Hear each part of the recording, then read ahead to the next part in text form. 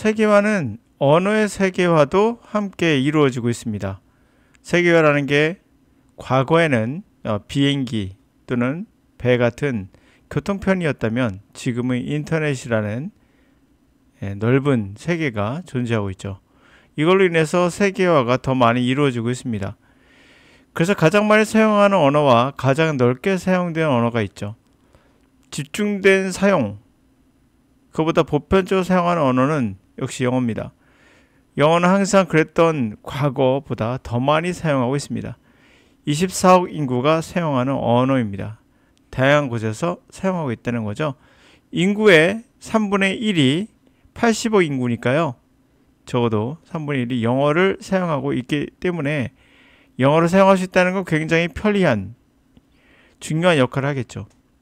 자, 지금 나온 것은 2025년도 영어와 맨더린이 중국어죠. 집중도를 보시면은 자, 영어입니다. 영어의 집중도는 보시다시피 굉장히 폭넓게 사용된다는 걸 알 수가 있어요. 영미권, 그리고 이제 유럽, 그리고 이제는 오스트레일리아, 그 다른 나라들도 색깔이 보면 좀 진한 편이죠. 반면에 중국어는 많이 사용합니다. 중국 자체가 인원이 많고요.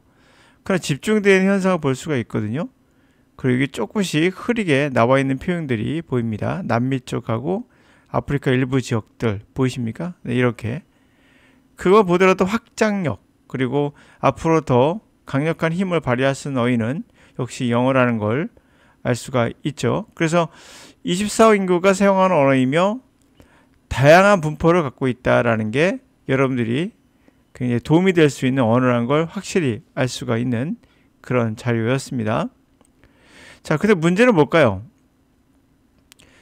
사실 나라 입장에서는 영어하기보다는 여러분들이 다양한 경제적 어떤 주체로서 다양한 언어를 하길 바라죠. 이 사람은 중국어, 이 사람은 뭐 대만어, 이 사람은 예를 들면 프랑스어, 이렇게 함으로써 다양하게 쓸모 있는 사람을 갖는 게 더 좋을 것입니다. 그러나 개인적인 영역에서는 영어가 아무래도 보편적으로 많이 쓰니까요. 좋죠. 그러니까 나라 입장하고 개인의 입장은 다르다는 걸 알 수가 있습니다. 그래서 그런지 몰라도 북유럽의 나라들은 다양한 언어를 하기보다는 영어에 몰빵하는 경향이 있어요. 그리고 영어에 몰빵하다 보니까 다양한 사람들이 와서 북유럽에 같이 교육을 받는, 이게 더 좋은 것이 아닌가 저는 개인적으로 생각해 봅니다. 자, 근데 이제 문제는 우리나라는 이것만이 아니죠. 우리나라 영어 교육 문제는 심각할 정도로 여러분들이 알고 있는 겁니다. 바로 독해 위주라는 거죠.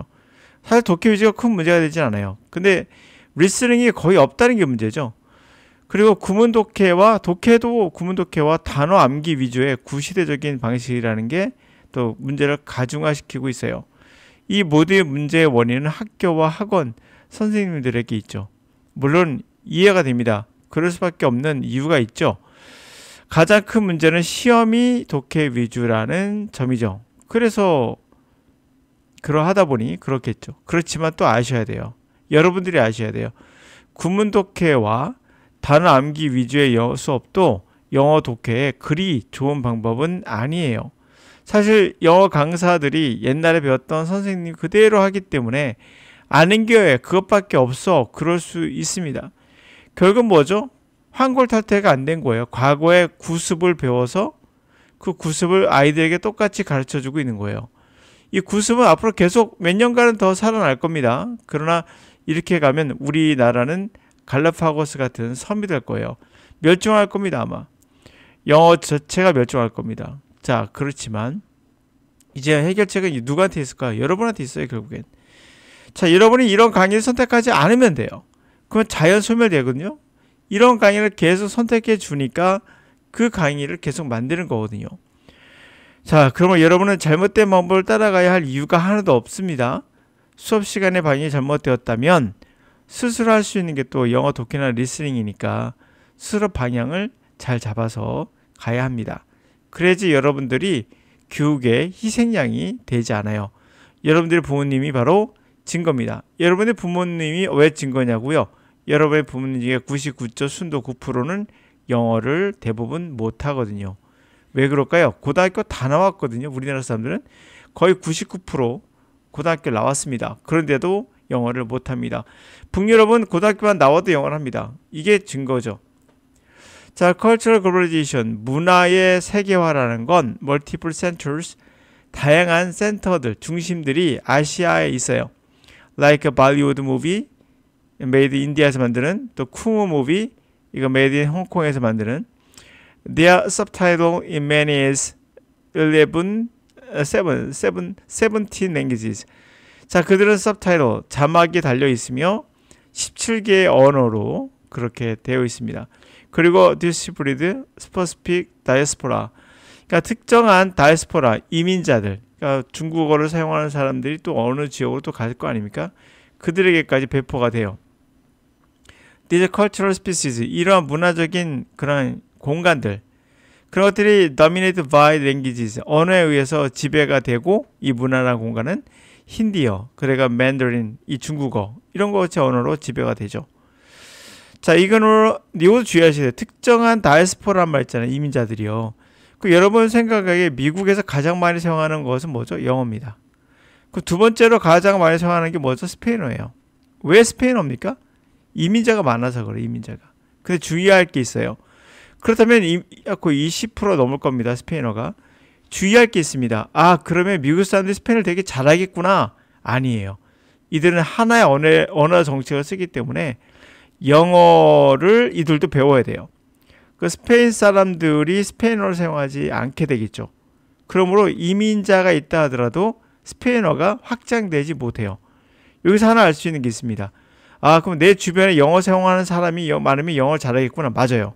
근데 스페인 사람들은 영어를 사용하는 사람들이 있지만 스페인어를 사용하지 않기 때문에 스페인어가 퍼져나가기 힘든 것처럼 이민자들이 중국어를 가지고 중국에 있다 하더라도 중국어가 퍼지기 힘든 이유는 바로 이런 겁니다. 그 언어가 생활에 커다란 도움이 안 될 때 그것은 소멸할 수밖에 없어요. 스페인 사람들이 스페인어를 쓰지만 집에서는 나가서는 영어를 쓸 수밖에 없는 거죠. 하여튼 자, 그래서 하여튼 맨더린이나 힌디어를 사용하는 이것이 지배적이다. 이 문화들은. 그래서 이 문화 이론을 무시하고 챌린지 도전한다. 스프레드 잉글리시의 확장에 도전한다라는 거죠. 아직은 미비합니다. 자, 프로페서 발리시라는 분은 영어 인도식 발음 같은데 하여튼 이 사람은 쉬운 보여줬습니다. How Chinese Indian Children Singapore. 싱가포르에 있는 차이니즈인과 인디아 아이들은 are networked, 연결되어 있다는 거죠. Pan Chinese, Pan India Culture, 이 문화에 연결되어 있습니다. Through the engagement with Chinese pop, music, 그리고 Indian movie 이런 것에 respectively 각각 이들과 연결되어 있어서 관여되면서 그걸 통해서 문화적인 그런 팬 차이니즈, 팬 인디아 그 문화에 네트워킹 되어 있다는 거예요. 싱가포르는 제가 알기로는 영어를 사용하는 나라로 알고 있는데, 자, 그러면서 she does, 따라서 그녀는 empirically challenges the idea. 영어 정확히 모르겠어요. 근데 영어를 많이 사용하는 걸 알고 있는데 정확히 모르겠습니다. 이거는. 자, 그래서 그녀는 따라서 실증적으로 그 아이디어에 생각에 도전 제2를 제기합니다. 아시안 유스, 아시안 젊은이들은 passive victims, 수동적인 그러한 희생자, cultural globalization, 세계 문화 세계화의 그러한 수동적인 희생자이다. 수동적이란 말은 주체적이지 않다는 거예요. 주체적이지 않고 그냥 대응하지 못하는 그냥 가만히 있는 그런 희생자이다라는 거예요. World culture, 세계 문화에 또는 comes out of the West, 서양에서 나온 그런 문화의 희생자는 아니다라는 거죠. 아시아 문화도 영향을 미치고 있다는 얘기입니다. 우리말이 지금 현재 K-팝을 통해서 퍼져나가고 있는 것도 사실이지요. 그러나 그것은 아직까지는 미비하고 중국어나 다른 언어도 아직까지는 미비하다 볼 수 있죠. 커다란 데서는 크게 변하지 않는다는 거. 그래서 여러분들이 개인적으로는 영어를 하는 게 좋고요. 그러나 나라의 입장에서는 다양한 언어를 하는 게 당연히 유리하겠죠. 경제적인 측면에서 무역하는 데 있어서. 그 나라의 언어를 한다는 것은 결국 그 나라의 문화를 또는 그 나라의 영혼을 서로 이해할 수 있는 그런 상황이 되거든요. 통역을 통해서 드론을 보는 것보다 외국 사람이 한국말을 하면 좀 더 친근함이 가고 더 대화하고 싶고 더 호의적인 그런 감정이 생길 수밖에 없죠. 그럼 뭐 인간인지라 그러하죠. 그런 의미에서 우리가 그럴 수 있지만 개인적으로는 여러분들이 영어를 하는 게 훨씬 더 도움이 될 겁니다.